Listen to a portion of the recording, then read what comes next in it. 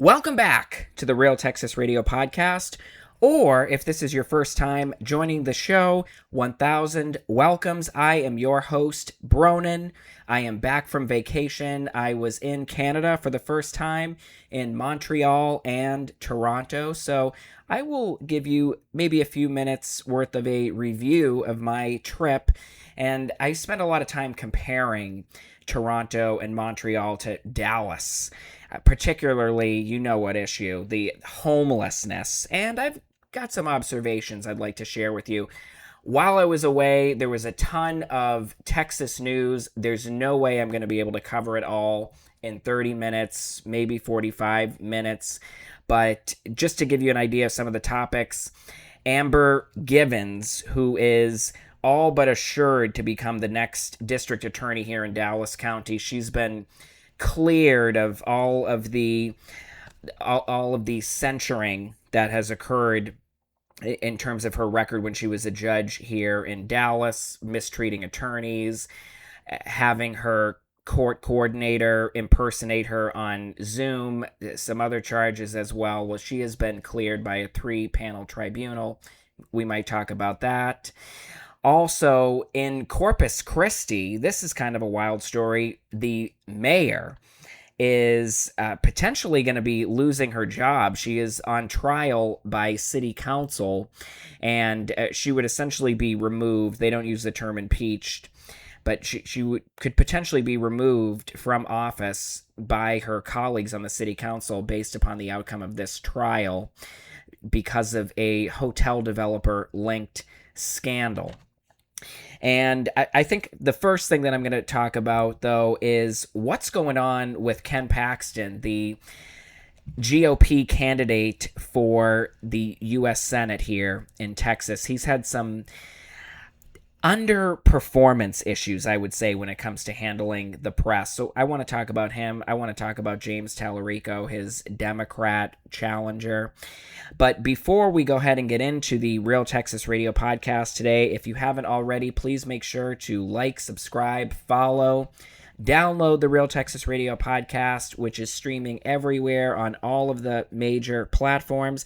You can also follow the show on X at RTR_Bronin, RTR_Bronin. Check out my columns at bronin.substack.com. All right, let's go ahead and get started. All right, now, you're listening to the Real Texas Radio Podcast. I'm your host, Bronin, just a fed-up taxpayer bringing you all of your Texas, local, and national news.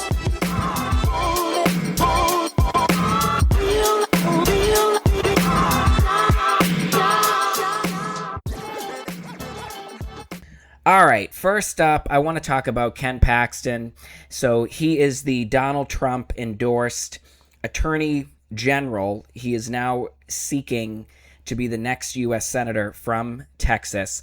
And full disclosure, I'm going to say it up front because I am going to be critical, and I have been critical of Ken Paxton, but I did vote for him in the runoff earlier this year. Just so we're clear, I voted for him. I'm not going to be voting for James Talarico. I don't think there's anything that James Talarico can say at this point to persuade me to change my mind. But let's go ahead and start out with some sound, because Ken Paxton, he's been dodging questions. And this is him. I think this is in Fort Worth. I think this is with Tarrant County Sheriffs. You may have seen this. I tweeted it out at RTR_Bronin if you want to see the video, but it was circulating all over social media. And this is Ken Paxton at this presser. General, I wanted to give you a chance to respond to State Representative Talarico and his campaign.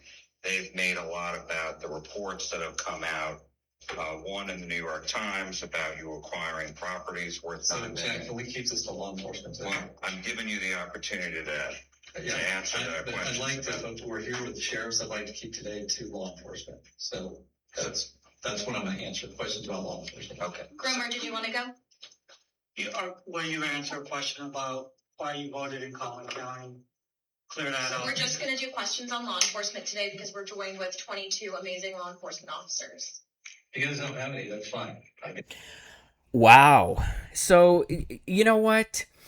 Ken Paxton, he is a very popular 3-term incumbent. He is a very high profile, statewide, potentially even, I would say, a national figure at this point. And he didn't anticipate any questions about his real estate holdings. Obviously, Ken Paxton is a candidate who is mired with baggage. And I know that he has cleared his name, at least to some extent, legally. Obviously, not with any Democrats, many of whom feel he is completely and thoroughly corrupt. But Ken Paxton, over the last 10 plus years, and John Cornyn, when he was still in the race, the incumbent U.S. senator who Paxton defeated twice in the primary and then in the runoff, or in the runoff is where it counts. But pardon me, John Cornyn, he did win the primary, but he didn't get over the 50% threshold to avoid the runoff. Pardon me. But Ken Paxton has a huge real estate portfolio. It's worth reportedly $7.5 million. He's got properties in Florida, in Utah. I think he has 5 properties in Texas. He's got land in Hawaii. He may have some other property. Some of it might be in a trust. But there have been questions about it. And Ken Paxton, he has become a millionaire in a position that is not paying $1 million a year, the attorney general position. So he and his wife, and I think if they're not divorced, they're close, or they'll be duking it out in court soon if they don't reach a divorce agreement. But John Cornyn, he did release some content that honestly he should have had a better media team that was able to break up some of the video content and hit Paxton harder if he was going to be able to win and make some inroads with Paxton or his voters. But there are legitimate questions. And Paxton, I don't know. Maybe the safer bet is to just cruise into the election and say as little as possible, right? Rather than have some cringy Talarico-like comments. Not that I even think Ken Paxton is capable of being anything like James Talarico in his just verbosity of woke nonsense, crazy Harvard speak that is so disconnected from any normal person whatsoever. But did you hear at the end of the cut there? Then Paxton, he has to have, I don't know who it is, some aide come in and rescue him. Some woman has to come in and rescue him from the second reporter who goes, are you going to speak to that? Let me go back and play it. So that's when I'm going to answer questions about law enforcement. Okay. Groomer, did you want to go? Were you going to answer a question about why you voted in Collin County? Clear that up. We're just going to do questions on law enforcement today because we're joined with 22 amazing law enforcement officers. If you guys don't have any, that's fine. Where's this is supposed to be the most Trumpian AG in the country. How about a good old fashioned Trump classic denial? You know what? I knew you were going to ask that question because you're fake news. I knew you were going to ask the question, and you know what? I'm going to answer it. And then, I don't know, it's up to him. Tell us your answer. Tell us how you become a fabulous millionaire since ascending to the role of attorney general and being a public servant over the last 10 plus years, along with your wife, who basically makes a nominal stipend as a member of the state legislature. And I think she was a teacher before that. And you know what? I asked these questions of all of the Democrats. Nancy Pelosi and her stock portfolio. Ilhan Omar, who's become fabulously wealthy as a member of Congress after marrying her campaign manager, but not before she funneled, I think, millions of dollars worth of campaign contributions to him and then married him, a white guy. And then gets involved with a vineyard. She's an investor in a vineyard, or the husband is. And Ayanna Pressley, the congresswoman from Boston, former Boston city councilor, married to a convicted felon drug trafficker who spent 10 years in federal prison, who was a hack, phony baloney consultant until he married Ayanna Pressley and she got into Congress out of the Boston City Council. And now they're multimillionaires with property on Martha's Vineyard. She gets questions about that. We have questions. So, you know what, Paxton? Buddy, you got to be a little tougher than this. I think you got to have some answers. And this was him. I think he was in D.C. for an event. He was flanked by his entourage. It looks like security. And you might have seen this video too, but again, I tweeted them both out at RTR_Bronin, RTR_Bronin. Here are the reporters chasing down Ken Paxton. Mr. Paxton, should John Thune be leader if you win your race? Are you ready to face Mr. Talarico in a debate, sir? That's another thing. There are no debates scheduled. Ken Paxton, he's not enthusiastic about scheduling debates with James Talarico, Low T, Jimmy. And, you know, Talarico, he won't close his mouth. I mean, he has just got stupidity erupting like a volcano out of his mouth all the time. But he's answering the questions. He's putting himself in the line of fire. You know, I don't really know that it's going to work out for him. I kind of doubt it. And he's, you know, just like most white males, he's got a problem electorally speaking with black voters, but especially when you know, this is Texas, buddy, and you don't really have much of a Texas vibe. I think he is from Texas, but I believe he also graduated from Harvard, so you know the kind of inculcation that can occur in that institute for lower thinking. But this is Talarico. He's being questioned about his problems with black voters. He's been going to town halls specifically trying to recruit black voters, and they've been challenging him. Well, there is no way to win Texas without black Texans. If we're going to do that effectively, we have to show up for, invest in, and listen to black communities. And that's what we've been doing over the course of this campaign. You know, we have been convening black business leaders, black faith leaders, black elected officials all over this state, in the big metro areas and in the smaller towns. I've been visiting black-owned businesses and black churches all over Texas. I've been appearing on black media here in DFW and Houston, and national black media. And then we've been holding these town hall discussions, including in Houston on Sunday and in DeSoto yesterday. We are polling better with black Texans than any Democrat in modern Texas history. Who's believing that? Who, tell me, on this earth is believing that? Sure, Dan. And I mean, I love black people, and I did great with the vote with the black people. I don't think James Talarico is going to be able to say the same thing. And you know what? Whenever he talks about faith and Christianity, it just sounds so weird, so disjointed.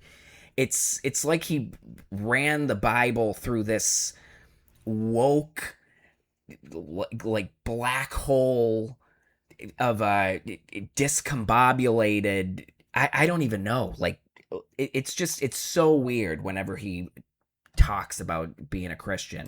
Here he is, Talarico, on his faith. For me, prophetic voices like Jesus have helped me reckon with my own whiteness, my own masculinity, my own certainty, my own ego. It's a never-ending process, and it's a painful process. You know what? If you are going to go after the quote-unquote black vote, Christianity is an important factor. And you know what? How many black churches, if you go in, the pastor is in any way talking about Jesus and faith and Christianity and God like that? It's just so bizarre. But these comments are, they are a gift. Talarico is, he is a gift to an opponent. And anybody should be able to make short shrift of this guy. And even if Paxton, when he was asked about his real estate or his properties, even if he just totally flipped the script and started talking about what a strange character his opponent is. You know, he might have been able to get away with that. Here's a cut of Talarico at one of these town halls. Oh, let me get that queued up here. I think I've got it. This is him sparring kind of with one of the potential voters in the audience. I talked a little bit earlier about my desire to earn the trust of every Black Texan. This is not the end of a conversation. This is the beginning of a conversation. This is us. The election is in November, baby. You coming to the end of this. That's right. That's right. Don't play with me. No, Okay. that's right. And you're right. You're right. No, you're right. It's all right. Hey, it's all right, everybody. This is what this is supposed to be about. This is okay. The timeline is short. We've got a fixed deadline of November 3rd. And so we have our work cut out for us. But what I don't want to do is rush the process of us building trust and building a relationship. We oftentimes make... All right, that's enough of that. But you know what? I mean, he's putting himself in the line of fire, Talarico. And at least he had an answer. And no, it's not great. But that's more than Paxton seems capable of. I haven't seen Paxton taking any tough questions whatsoever. And, I mean, he's definitely not going to be running into black town halls. I love the black population of this country. I've done so much for the black population of this country. So that's kind of the state of things. But I want to see a debate between Paxton and Talarico. And I did put up a poll again on X at RTR_Bronin, RTR_Bronin.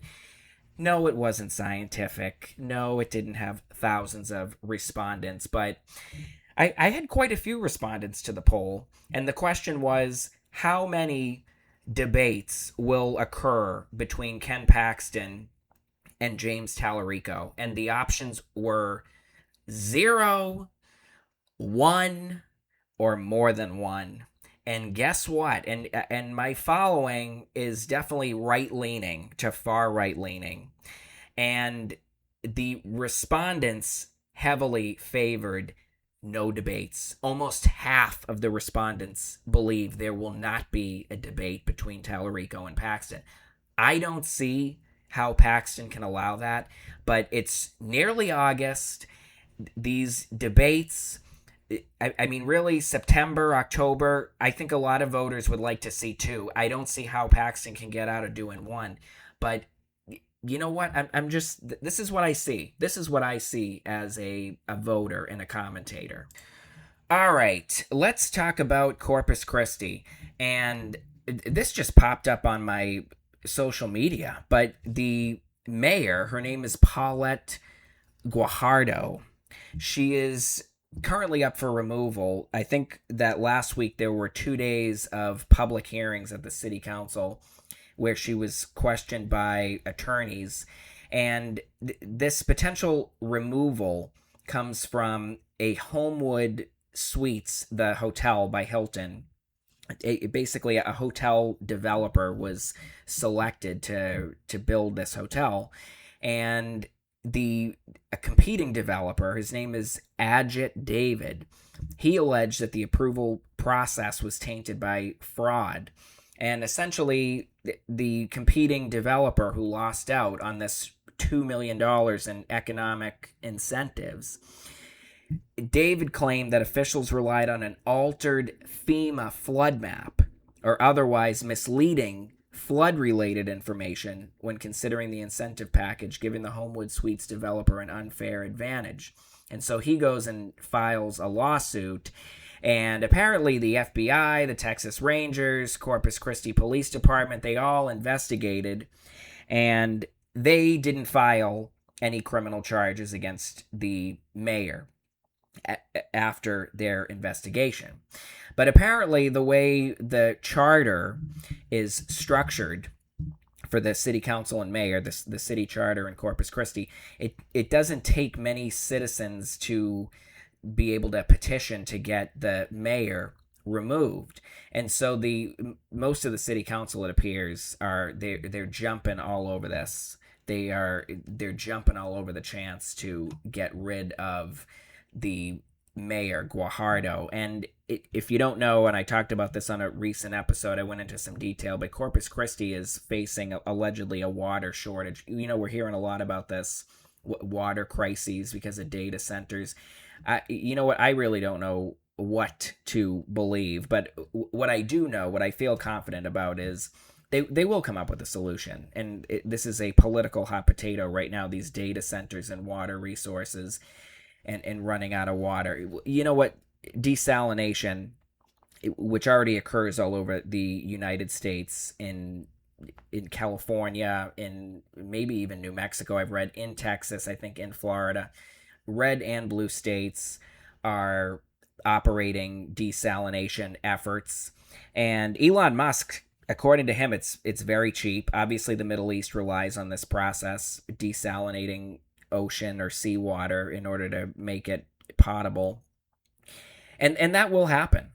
Most likely, that will happen in Corpus Christi. Of course, the environmentalists are jumping all over it because where is the water going to be stored? If you dump this desalinated water into a reservoir or an existing stream, and then you interrupt the composition of the water, affect the flora, fauna, you know how it goes. But guess what? When it comes down to it, that humanity is going to be prioritized and not all the organisms in the reservoir. You know how that's going to go. But it seems to be a mess down there. And actually, I think I've got a cut here of a recent city council meeting. The citizens, there were quite a few citizens who showed up to speak their mind and chastise the Corpus Christi City Council for essentially taking away their... hold on one second, I got the cut. I won't play the whole thing, but I tweeted it out at RTR_Bronin. Here's a little bit of it. Good morning, Mayor Pro Tem and council members. Mo Chavez from District 4. I've had the unique opportunity to observe our mayor over the years, not just in public, but behind scenes. Character is revealed when no one is watching, and I've watched Mayor Guajardo when there was no camera, no microphone was present, and there was no political advantage to be gained. But I was watching, and what I saw was someone who treated every person with kindness, respect, and dignity, regardless of their position or title. Today, you are considering removing the duly elected mayor approximately 90 days before voting begins. That decision belongs to the voters. This is political, petty, and pathetic. We have wasted time focusing on the wrong issues. This group who is pushing this circus, you have destroyed the city's reputation, credit, and economy. Every minute spent on this is a minute not spent on real issues. Mr. Gum, you can look at me if you don't mind. You are my councilman. Who should be on trial today is Carolyn Vaughn, Caitlin Paxton. Y'all should be on trial, not the mayor. What about the ethics violations I filed against you? All right, you get the idea. I found that video. This is how I came upon the story. A lawyer, I think he's based in Houston, Dolce Fino Media, Wayne Dolce Fino. He put together that video, so that was helpful. So we'll see what happens. And I didn't have time, as I mentioned, I was on vacation. I didn't have time to watch any of the questioning. I was trying to look through the local media to see if they had any highlights or a clip reel of some of the tense moments during the hours of questioning. And of course they didn't. They had bleep all. It was a code brown with the local media, go figure. So I'll have to go in there and take a look myself. But I'll be following that story because I'm interested in that, with the outcome of the mayor of Corpus Christi, if she's going to be able to hang in there. Actually, I got one more cut. I wanted to speak on the desalination. This is Elon Musk. He was interviewed on Real Time with Bill Maher. I'm not sure when this interview was, but here's just a little bit of that cut. Decline and we have plummeting growth rates most places, yeah. Right, and also plummeting resources. I mean, resources will be fine. But they're not fine. I know a lot about they're not fine now. No, look, I'm not suggesting complacency, but we do want to move to a sustainable energy economy as quickly as possible. But we're not in any danger of resource collapse. But lots of people don't have enough food or water. Water, we will run out of water. They're running out of sand. No, Earth is 70% water by surface area. But you can't drink that. But desalination is absurdly cheap. Why don't we do it then? We do. It is done. You have a lot of free time. Yeah, see, people don't know about it. I know I Googled this, or I went on AI. I wanted to find out if there was any desalination occurring in the United States. And I think there's like over 300 separate efforts in those states I mentioned. So I think that's going to be coming more into play as the renewable resource discussion inevitably persists. All right, let's talk Dallas real quick. So it is budget season, probably around the country, definitely here in Texas. Austin is having robust discussions in budget town halls. I talked all about that in my previous episode if you want to check that out, what's going on in Austin. But in Dallas, Mayor Eric Johnson, he's a Republican, and he, once again, it's like deja vu. He has charged his colleagues on the city council and the city manager to continue cutting the exorbitant property tax rate here in Dallas, which, as you know, it's almost 70 cents on the $100 valuation, which is like 13 or 14 or 15 cents even higher than the rate in Austin, which is also going crazy with the spending. And Mayor Johnson, he proposed a number of ideas that could reduce the budget. For example, standardizing fleet vehicles. Obviously, all the different departments in Dallas, they have different types of vehicles, whether it's the water department, parks, or the police or code enforcement. The city owns, maintains, insures thousands of vehicles. So that's a potential area where perhaps there could be more sharing going on. Perhaps, I don't know, maybe hundreds of vehicles could be cut or scores of vehicles could be cut. But you don't really hear any of the city councilors talking about that because that's not the kind of splashy piece that's going to end up all over social media like, oh, we're going to cut the parks budget. The children aren't going to have a splash pad or a pool. Oh, we can't cut the tax rate. Because they don't want to do any of the work that would actually be meaningful and that wouldn't really affect probably any of the residents. And then Mayor Johnson, I'm kind of surprised he floated this, but leasing out space in our public libraries for coffee shops. Now that sounds like a good idea, right? Barnes & Noble, the Barnes & Noble Cafe, right? How long has that been in existence? I don't know how much of the sales that drives at Barnes & Noble. The few of them left, the few people going to Barnes & Noble and paying $15 or $20+ for a physical book. The less than 1% of the population that reads who doesn't use the library. I don't know. And cafes, a lot of bars, even in my neighborhood, to promote more sales. Maybe they were opening not until 3 or 4 in the afternoon. They want to generate more business. Now they throw a coffee shop into the bar. Now it's open all day. The problem, Mayor Johnson, the big problem is that coffee is very low margin. It's a very, very low margin business. I used to be a barista once upon a time. So I know this for a fact. And then, when would you say is the busiest time, the most optimal time if you're going to be running a coffee shop, cafe? When would you want to be open? Probably early in the morning, would you say? Like 6 a.m., 7 a.m.? Well, guess what? The libraries here in Dallas, I don't know about the main branch downtown, but the library branch in my neighborhood doesn't open till 10 a.m.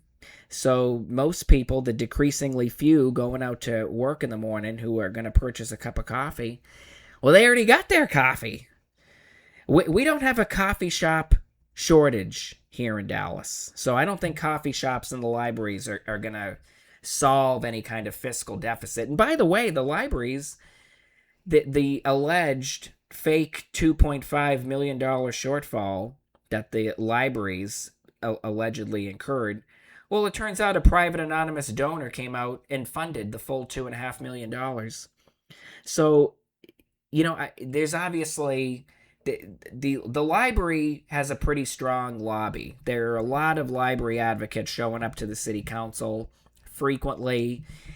I dare say a lot of them live in the more desirable, higher income neighborhoods in Dallas. So I don't think the library really has a problem with getting benefactors. Maybe we don't need as many libraries as are currently being operated. Maybe we could close some. I know nobody wants to do that, but I'm open to that as a possibility. Anyway, that's just a critique. I was glad to see Mayor Johnson. He cited the software spending. And I talked about the software spending in a recent column, again, at bronin.substack.com if you want to check that out. Dallas spends tens of millions of dollars per year on software, as do most cities. And the problem is, unlike Austin, which seems to do a better job, or at least the citizens are doing a better job of digging and finding on their own, but they break out the individual software spending. In Dallas, it seems to be all grouped into these large multi-million dollar, $10, $20 million plus chunks. So you don't really know all of the software as a resident observer that you're paying for with your tax dollars.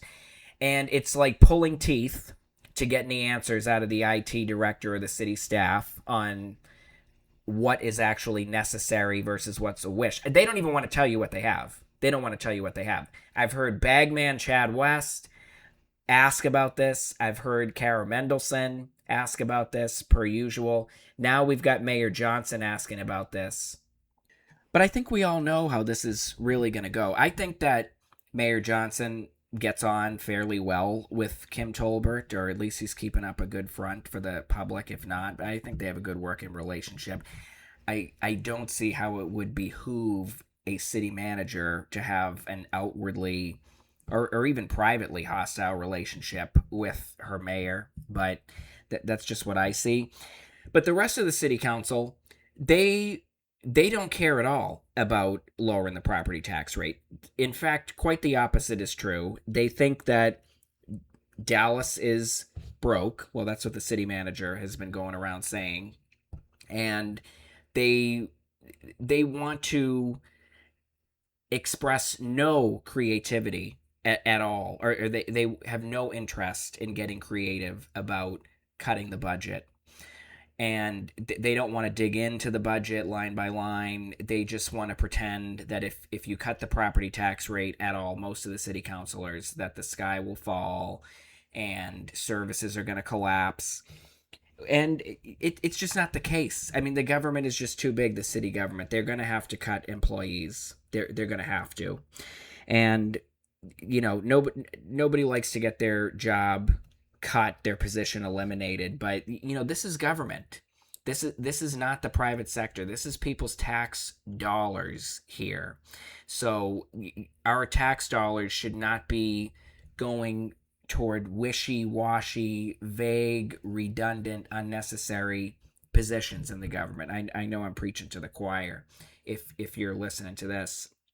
On that note, I did a little bit of digging, and I just wanted to see which of the council candidates who brought in the most dough.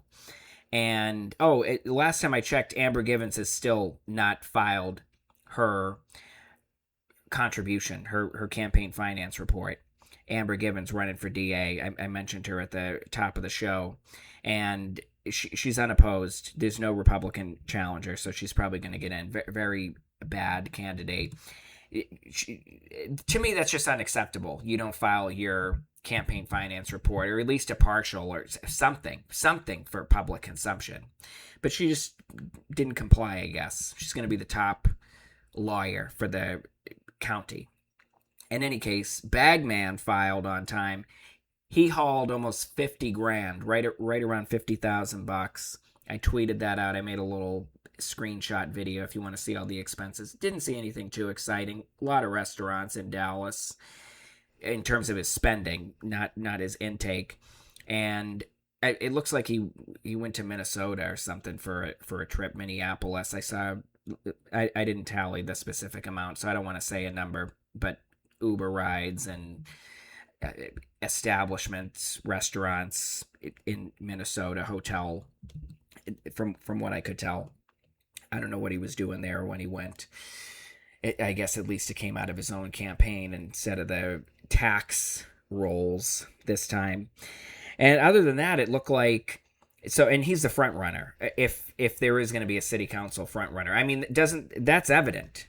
He hauled in 50 grand. Basically, it was flat. A lot of the other candidates, the Grinch, D13, Gay Janelle Willis, she hauled in 4 grand. I saw she's allegedly interested in a run. There's some kind of survey circulating. Would you vote?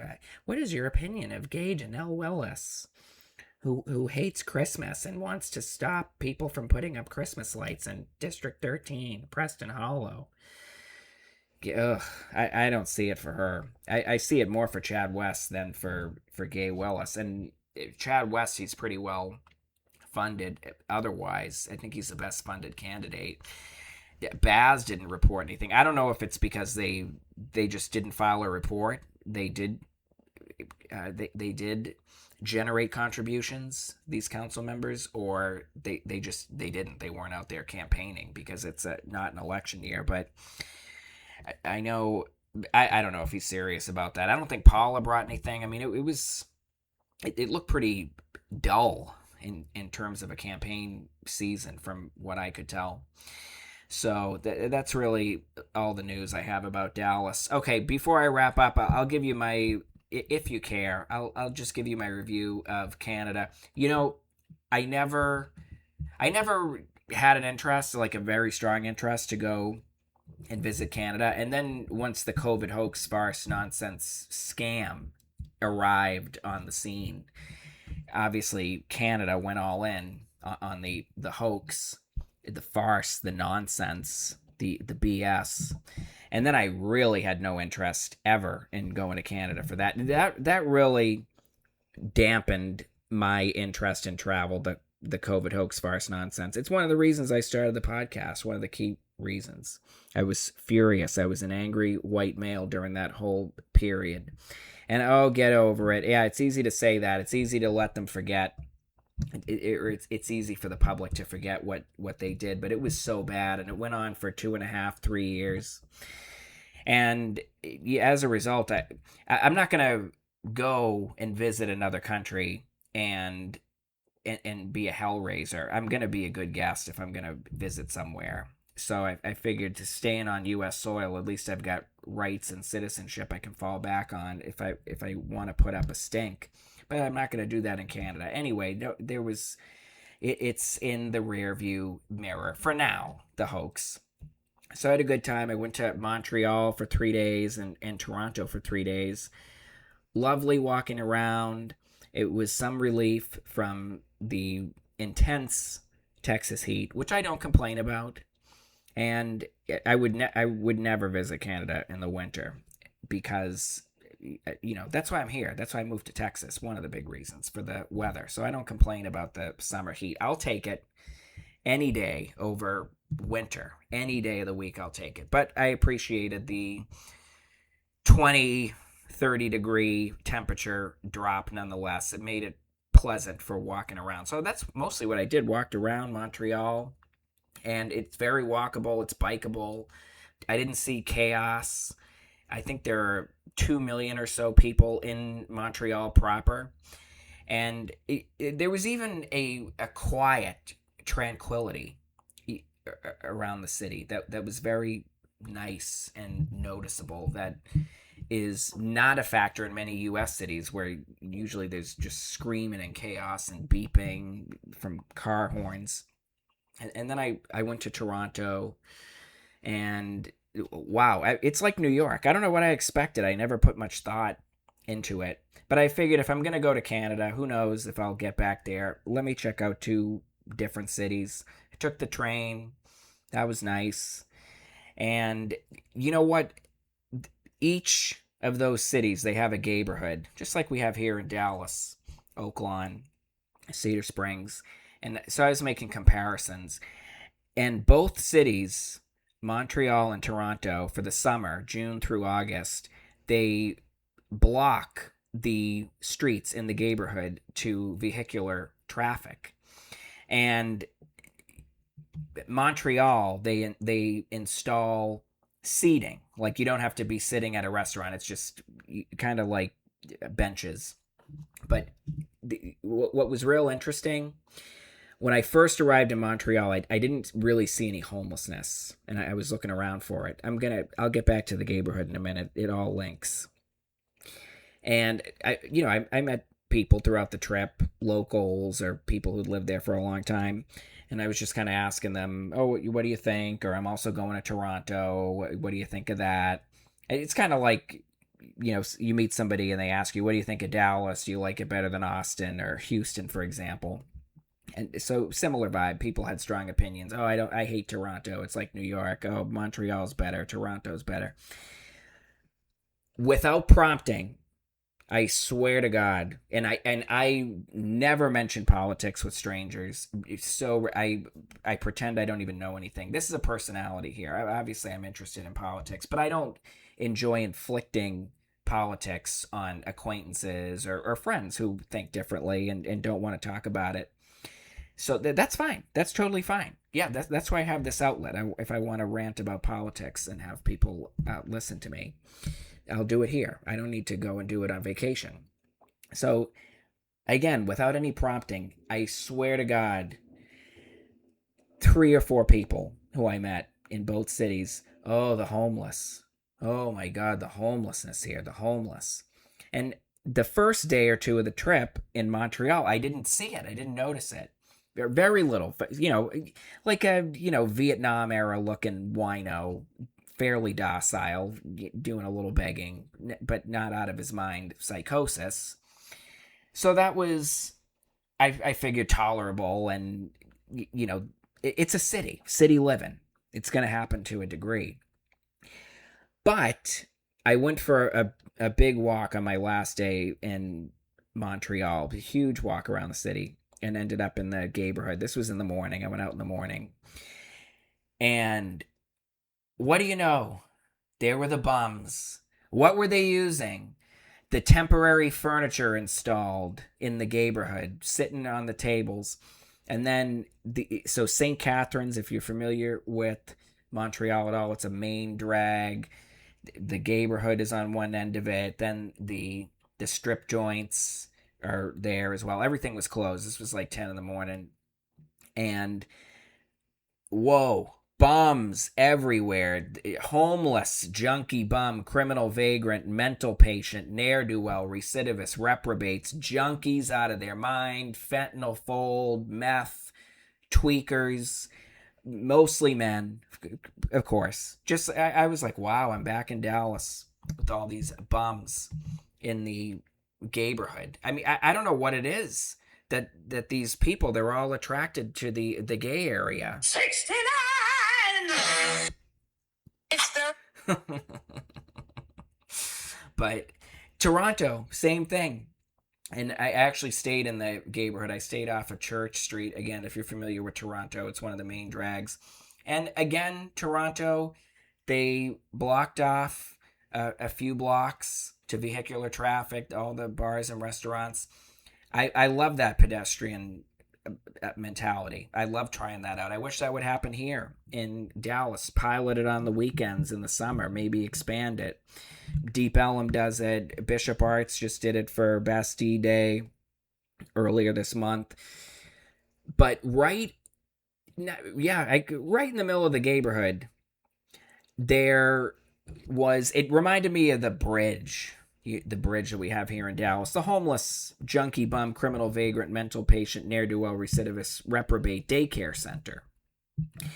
And so the brick building, and on either side of the building is a park with benches. And it just looked like it was drug addict alley. And a lot of young men, totally out of their minds, tweaking, passed out, openly doing drugs. There was a lot of it. And Crack Island, everybody. Canada needs to get in on this too. Crack Island. I'm not going to go into a whole nother rant. Again, if you want to check out my last episode, I did a big homeless rant. I don't have it in me today. But other than that, it was a great experience, Canada. I liked everybody I met, most people.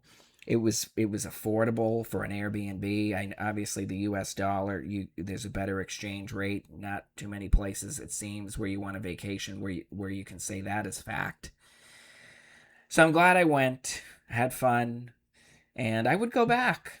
I would. All right.